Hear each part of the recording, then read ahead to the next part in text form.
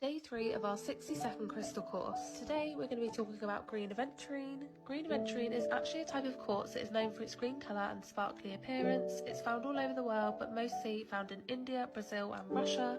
Green aventurine is often called the stone of opportunity because it is believed to bring good luck. It can help you attract abundance and success in all areas of your life. Green aventurine is associated with the heart chakra and can help to deal with emotional wounds and promote emotional balance. It can help you connect with your heart's desires and find inner peace. It's also associated with creativity. It can help to stimulate your imagination and inspire new ideas. It can also tap into your inner artist and express yourself more freely. It's also believed to have physical healing properties as well. It's often used to support the immune system and improve circulation. Overall, green aventurine is a versatile crystal. Whether you're looking for luck, heart healing or creative inspiration, green aventurine can help you achieve those goals. Come back tomorrow for day 4 of our 60-second crystal course.